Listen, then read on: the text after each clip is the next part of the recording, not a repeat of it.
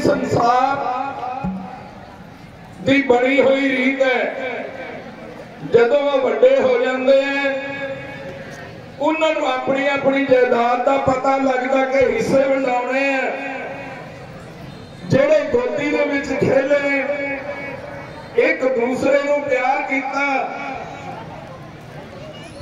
वो फिर जायदादा पिछे वंडाउण पिछे जायदाद वंडाउण पिछे एक दूसरे के शरीक बन जाते हैं। पर रमैन तो सिक्ख्या मिलती है कि भरा की चीज है, भरावां का प्यार की है। कोई सीन आ रहा है भरत मिलाप का तुहाडे सामने।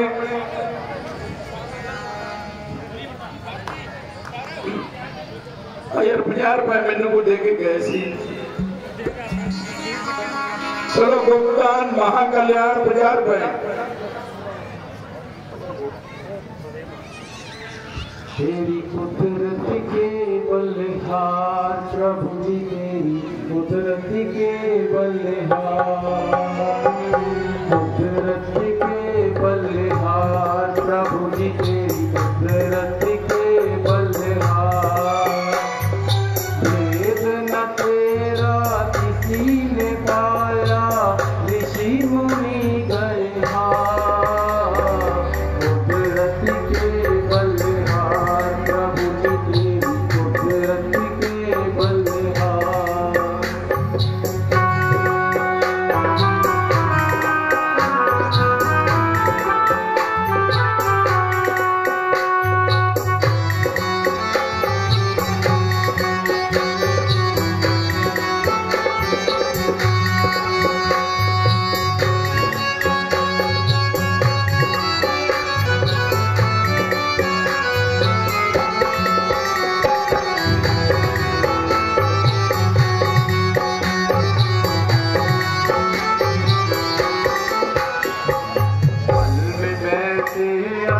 समंदर जिनका यार न पार, पल में बैठे अथा समंदर जिनका यार न पार। पल में ढूंढा मिले न पानी, पल में ढूंढा मिले न पानी, लीला अपरंपार। कुदरत के बलिहार प्रभु जी, कुदरत के बलिहार, कुदरत के बलिहार प्रभु जी, तेरी कुदरत के बलिहार।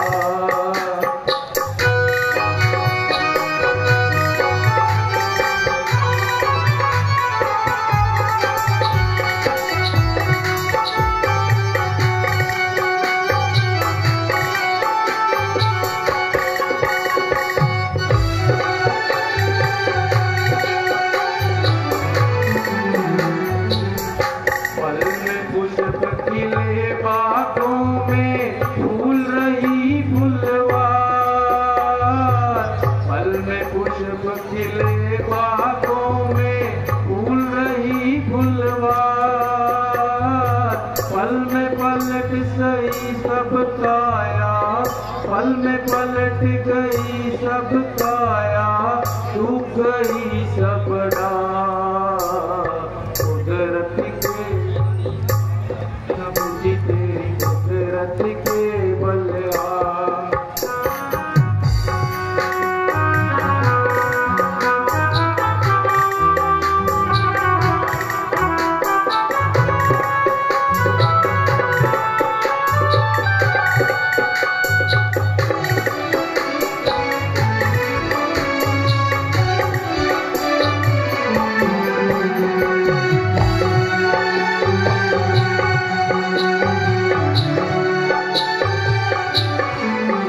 पल में माता जिन पुत्रों के करती सो श्रृंगार, पल में रोती खड़ी सिराने, पल में रोती खड़ी सराने, केसर में डार। कुदरत के बलिहार प्रभु जी, तेरी कुदरत के बलिहार, कुदरत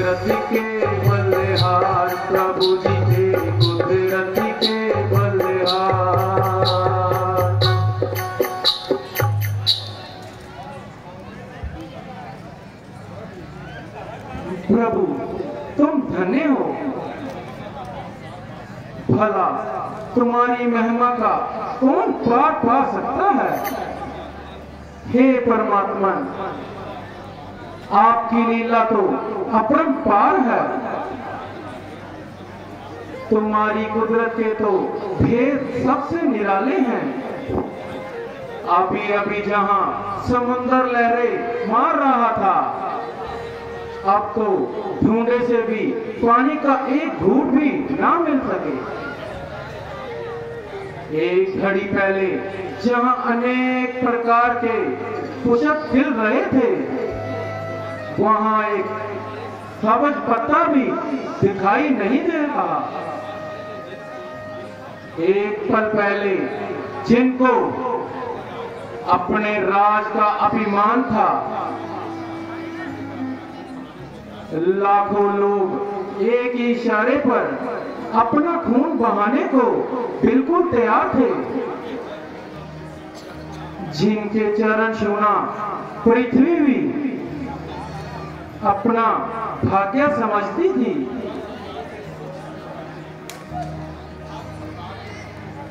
सभी प्रकार की सुख की सामग्री मौजूद थी। आज एक रोटी के टुकड़े को बगैर दर बदर मारे फिरते हैं, और कोई भी बात तक नहीं पूछता। प्रिय, मुझे सख्त अफसोस है कि तुम हर वक्त सब आहें भरती रहती हो और इस किस्म की बातें करती रहती हो, जिसे सुनकर मुझे भी सख्त अफसोस होता है। मैं पहले से ही इन हालातों को देखकर डरता था और इसीलिए आपको बार बार मना करता था, क्योंकि मैं अच्छी तरह से जानता था कि औरतों के अंदर इस प्रकार का माथा बहुत कम होता है और इन्हें मामूली सी बात का भी विशेष दुख होता है। प्रिय जी, तुम्हें रंग में देखकर मेरा दिल भी बेकाबू हो रहा है और इस हालात में 14 साल का अरसा गुजारना बहुत मुश्किल होगा।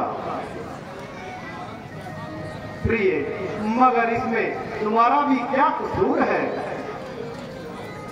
बल्कि कुदरती स्वभाव से हर शक मौजूद है। प्रिय जी, बेहतर तो यही है कि तुम अभी अयोध्या को वापस चले जाओ और खामखा तकलीफ मत उठाओ। लक्ष्मण तुम्हारे साथ जाए और तुम्हें बाराम अयोध्या में पहुंचा आएंगे। नहीं नहीं स्वामी जी, मुझे अपनी तकलीफ का मुतल्लक ख्याल नहीं, सिर्फ माता जी की वृद्ध अवस्था का ख्याल आ गया था और यूं ही बैठे बैठे तबीयत पर मलाल आ गया था। जब आपके चरणों में मेरा निवास है और तमाम संसार के सुखों की सामग्री मेरे पास है, स्वामी जी उस परमेश्वर के वास्ते ऐसा काम न कीजिए और इस दासी को अपने चरणों से जुदा न कीजिए।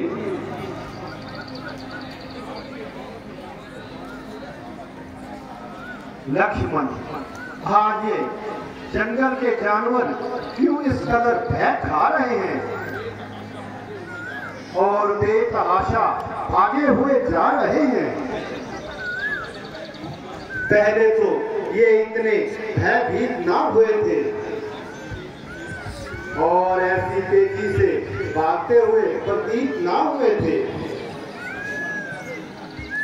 लक्ष्मण, जरा देखना तो इन पर भला क्या मुसीबत आई है जो इन्होंने इस कदर भगदड़ मचाई है। जो आज्ञा भाई साहब, मैं अभी जाता हूँ और देख कर आता हूँ।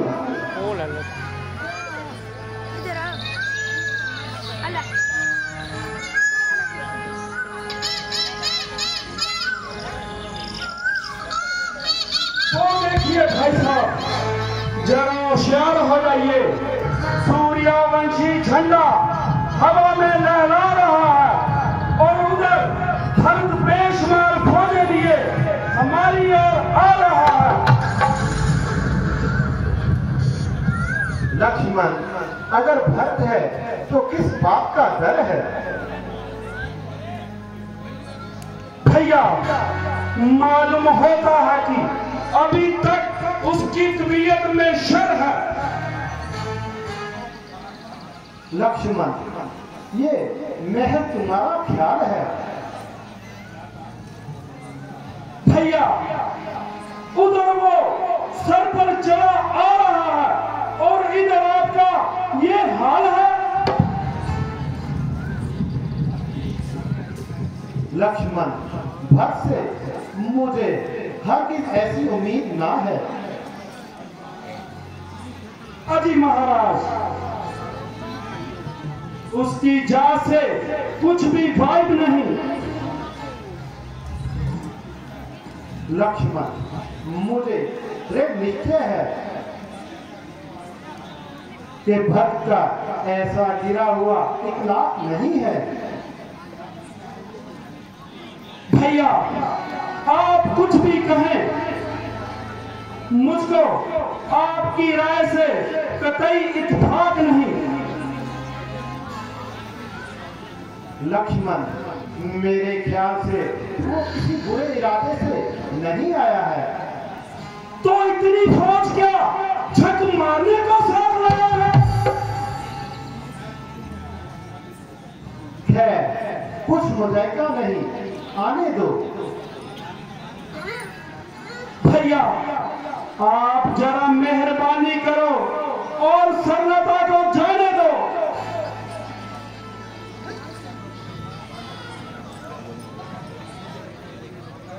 लक्ष्मण, मगर मरने से पहले ये रवेला ठीक नहीं है।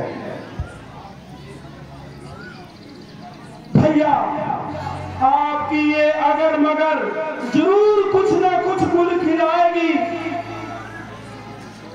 ना मालूम और किन किन मुसीबतों का सामना कराएगी।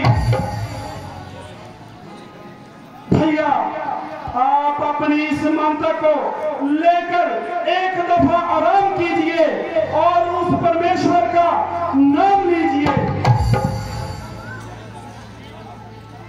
भैया, आपकी इस नजायज नरमी ने इस हाल को तो पहुंचा दिया,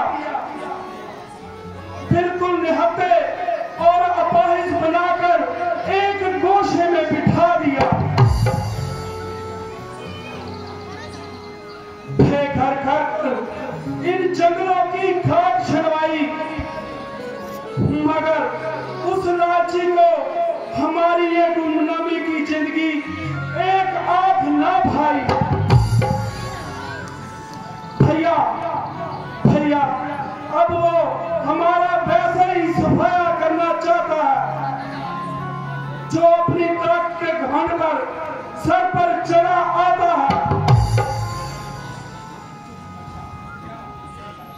अच्छा, अच्छा, तो क्या डर है? आए, आए और खूब अपनी बहादुरी के जोर दिखाए। अगरचे हम भी सर्व समान है, मगर फिर भी क्षत्रिय वंश की नस्ल और रघुकुल की संतान है। इस हालत में भी उस बुजुर्ग के लिए मेरा एक बार ही काफी है और उस अभिमानी का अभिमान तोड़ने के लिए मेरी एक तलवार ही काफी है।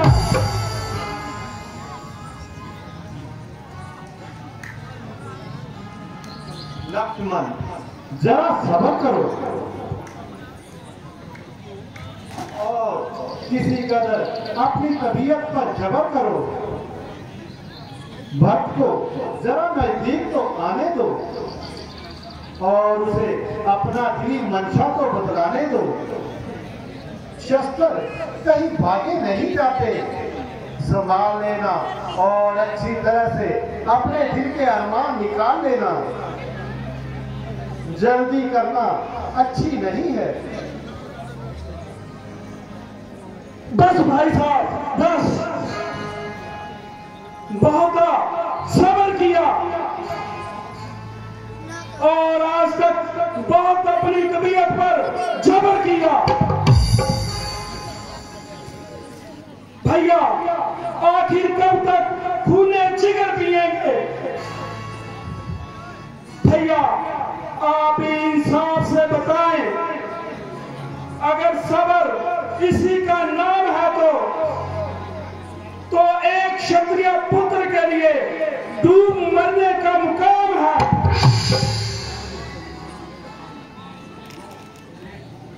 वो देखो, वो बेचारा तो अकेला ही भागा हुआ आ रहा है। भैया राम, भैया राम, भैया राम, भैया राम।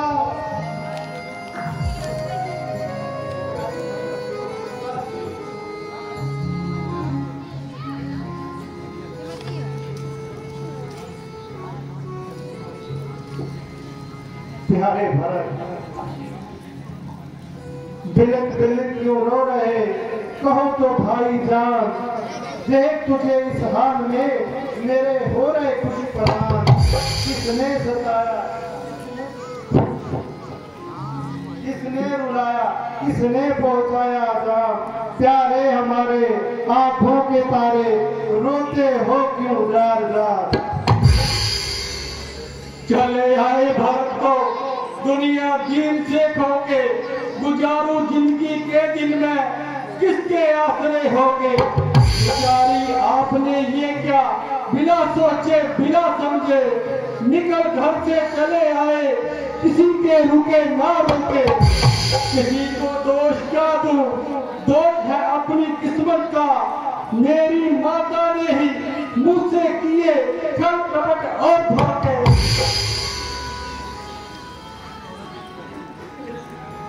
प्यारे भरत, कहो जिन तो प्रसन्न है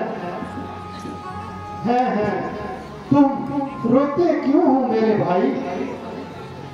कोई वजह तो बतलाओ, कुछ हाल तो सुनाओ।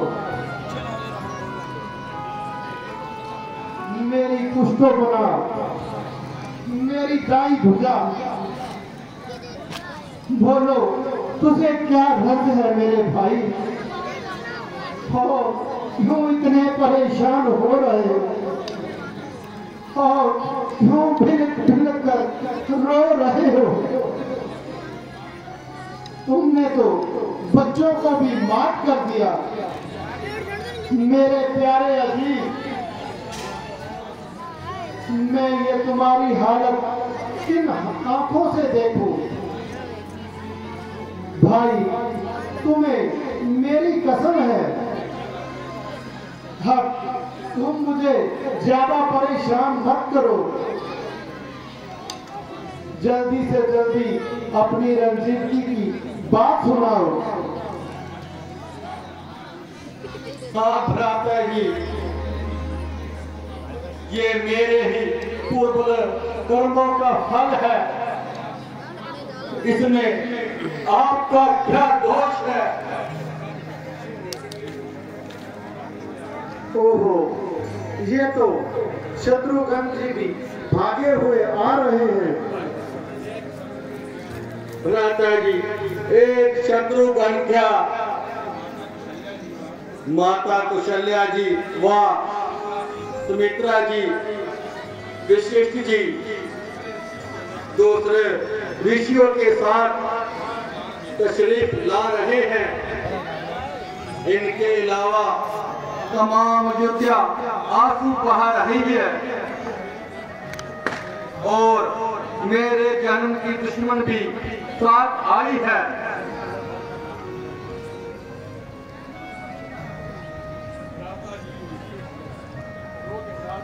भ्राता जी,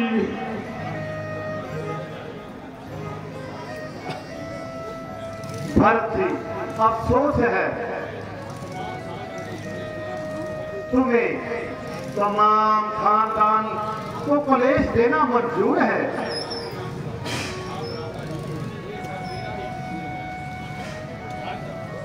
हाँ भ्राता जी, ये सब मेरा ही कसूर है। शत्रुघ्न, तुम अपनी भाभी के साथ यहाँ बैठकर आराम कीजिए।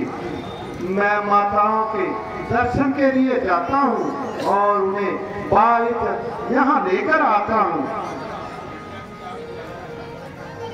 ऐसी आपकी आज्ञा भ्राता जी।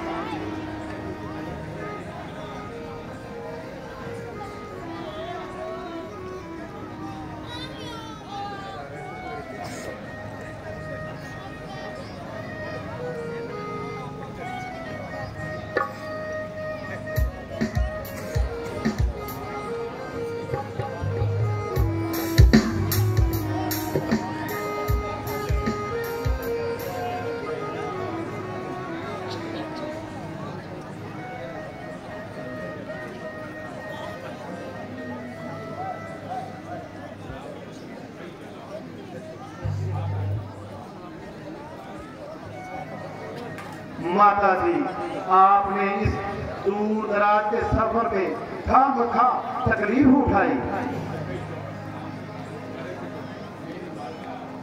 मेरी माता,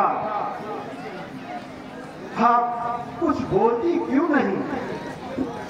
कहिए, आपकी तबीयत तो अच्छी है। हाँ, अच्छी हो। माता जी, आप अपने दिल में हरगिज़ किसी किस्म का ख्याल ना करें और खामखा अपनी तबीयत पर इस कदर मलाल ना करें। माता जी, ये एक किस्मत का चक्कर है।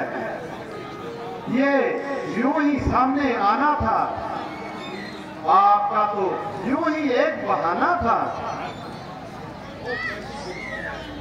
ओह, कैसी गरीब है, बेचारी के मुंह में जबान ही नहीं।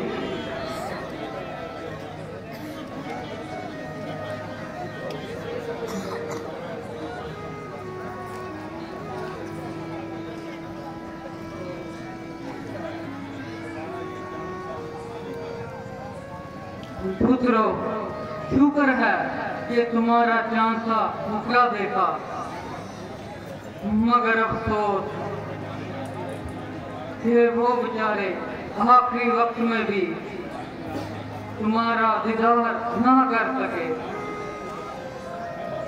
है माता जी, आपने ये क्या कहा?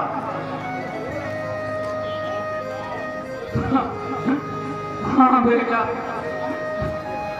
अब तुम्हारे सिर पर पिता का साया नहीं रहा। हमारा साथ छोड़ गए।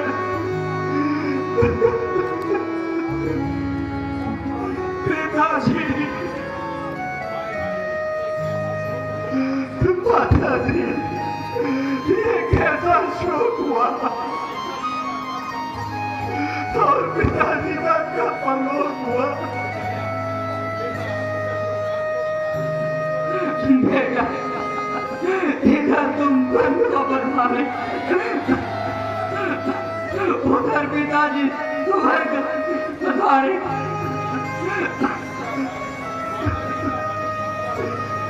दादा जी, क्या बच्ची भी वहां नहीं थे? नहीं बेटा, वो भी वहां नहीं था।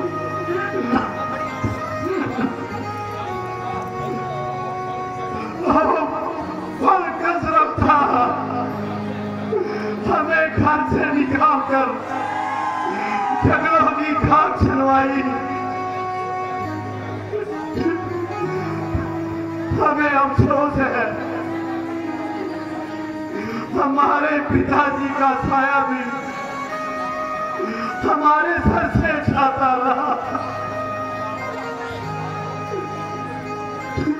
है मौत तूने हमको दर दर रुला के मारा, घर से किए बेघर बनने बुला के मारा। है मौत तूने हमको दर दर रुला के मारा, घर से किए बेघर बनने बना के मारा।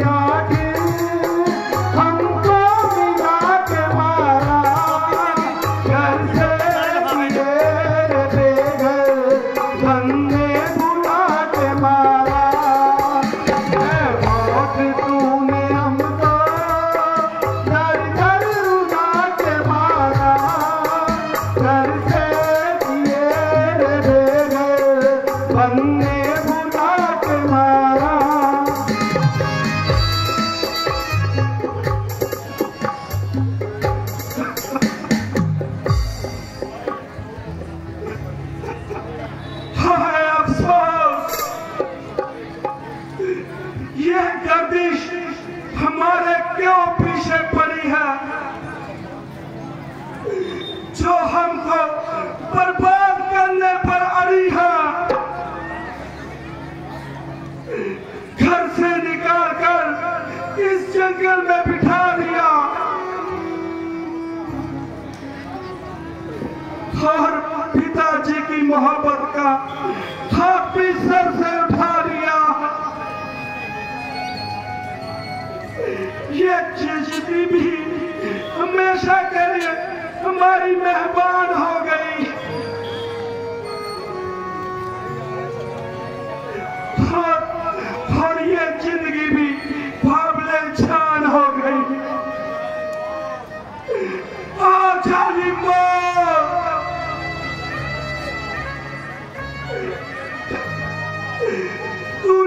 भी जबर करना था,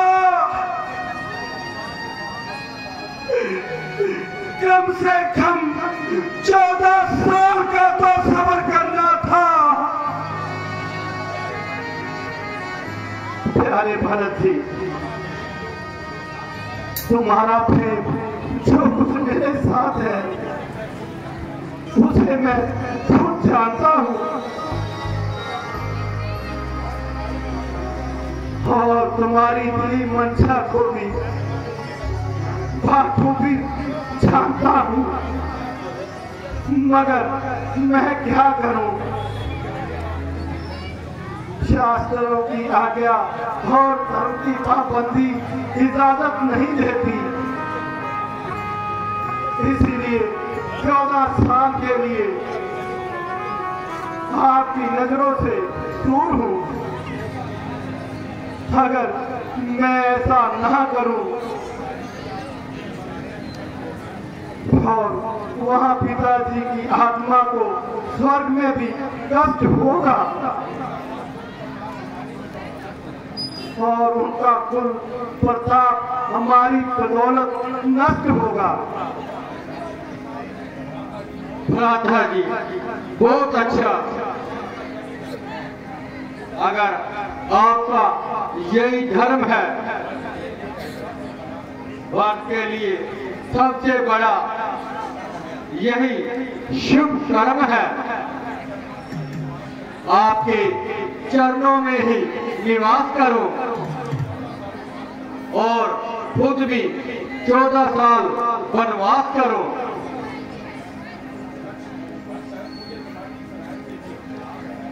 भरत, मुझे तुम्हारी इस राय से भी इख्तिलाफ है कि तुम्हारा ये ख्याल पिताजी के हुक्म धर्मशास्त्रों से सरासर बरखिलाफ है।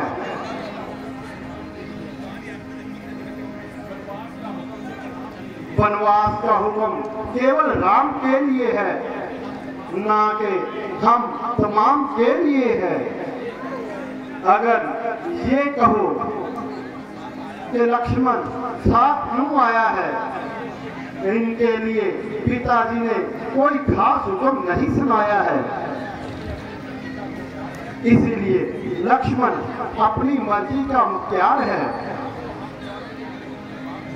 यूं तो वो हमारे चारों को पूजनीय बाप हैं और पिताजी के हर एक प्रबंध में, इसलिए उनके हुक्म के ताबेदार मैं और आप हैं।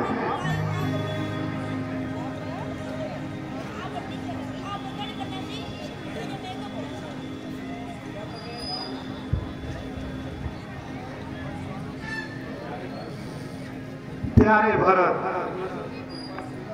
उस परमेश्वर की कृपा से हमारा खानदान आज तक बिल्कुल बेदाग रहा है और कुल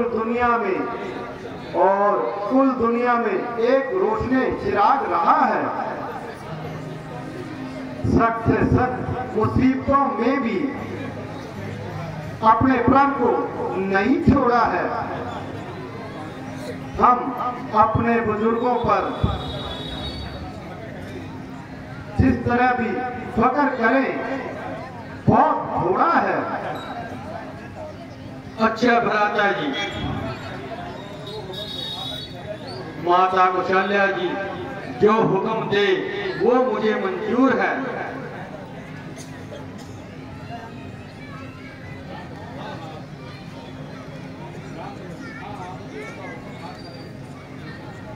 हाँ हाँ भरत जी, मुझे उनका हुक्म हर तरह से मंजूर है। माता जी, आप हमारा इंसाफ कर दें और इस मामले को साफ कर दें। मेरे बच्चों,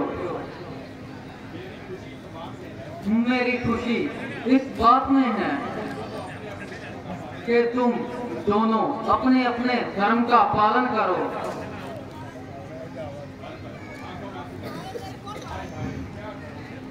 हाय हाय, क्या करूं? भारत को हर तरह से मजबूर किया जा रहा है,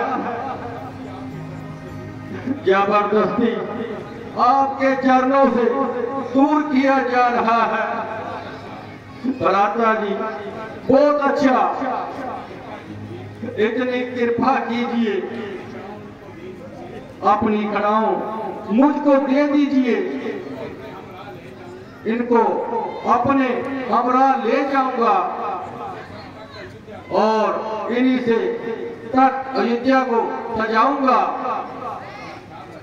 भ्राता जी इस बात का ख्याल रहे, 14 साल से एक दिन भी ज्यादा लगाया तो भर की चिंता ना पाएंगे।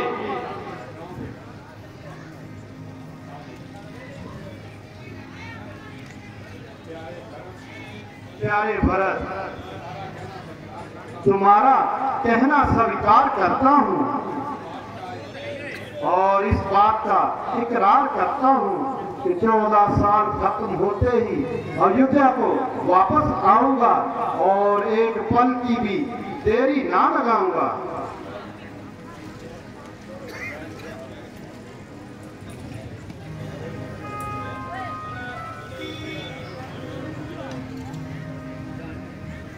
ਇਹ ਸਾਡਾ ਲਾਸਟ ਸੀਨ ਸੀ ਭਰਤ ਮਿਲਾਪ ਦਾ।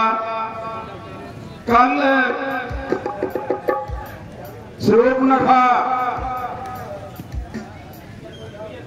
ਪੁਰਾਣੇ ਕਲਾਕਾਰ ਬਲਦੇਵ ਕੁਮਾਰ ਦੇਬੂ